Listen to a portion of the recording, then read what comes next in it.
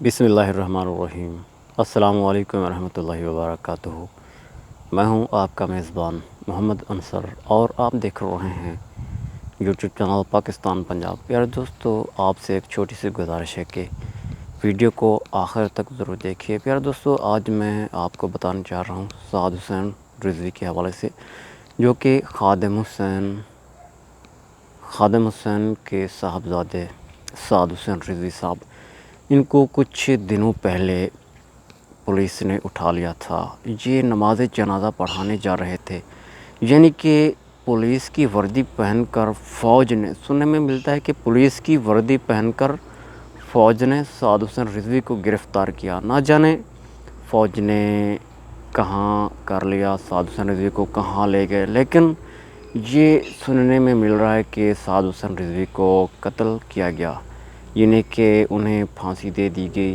کوئی کیا کہتا ہے، کوئی کیا کہتا ہے، اور یہ بھی سننے میں ملا ہے کہ سعد حسین رضوی کا ابھی تک کوئی پتہ نہیں چلا اور نہ ہی ملاقات ہوئی ہے کسی سے۔ اور کچھ لوگ تو یہ کہتے ہیں کہ کوئی وکیل بھی سعد حسین رضوی کا کیس لڑنے کو تیار نہیں۔ دیکھیں، سعد حسین رضوی اور اس کا والد محترم خادم حسین رضوی صاحب، یہ دونوں ناموس رسالت پر ڈٹے ہوئے تھے۔ یار دیکھیں، ہمارا ملک، ہمارا پاکستان، یہ اسلامی ملک ہے۔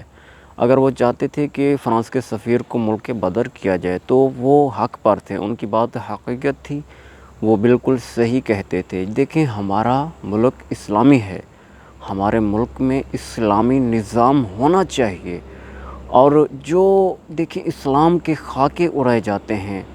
یار، ہم پیارے محمد مصطفیٰ صلی اللہ علیہ وآلہ وسلم کا کلمہ مبارک اسی زبان سے پڑھتے ہیں نا، تو ہم ایک دوسرے کو دھوکہ کیوں دیتے ہیں اور ہم کافروں کی بات کیوں مانتے ہیں؟ دیکھیں، کافر ہمارے کسی حالت میں بھی دوست نہیں ہو سکتے۔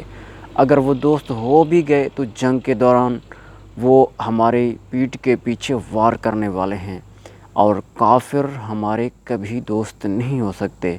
اور دعا کیجئے کہ سعد حسین رضوی سلامت واپس آ جائیں اپنے مشن پر۔ ہماری دعا ہے کہ اللہ تعالیٰ سعد حسین رضوی اور ان کے والد محترم جناب خادم حسین رضوی صاحب کے مشن کو کامیاب کرے۔ ہماری دعا ہے اللہ تعالیٰ کی بارگاہ الہی میں، یا اللہ ہم تمام مسلمانوں کو نیک کام کرنے کی توفیق عطا فرما، اور اپنے پیارے محمد مصطفیٰ صلی اللہ علیہ وآلہ وسلم کا صدقہ سعد حسین رضوی کو رہائی نصیب عطا فرما دے میرا پروردگار۔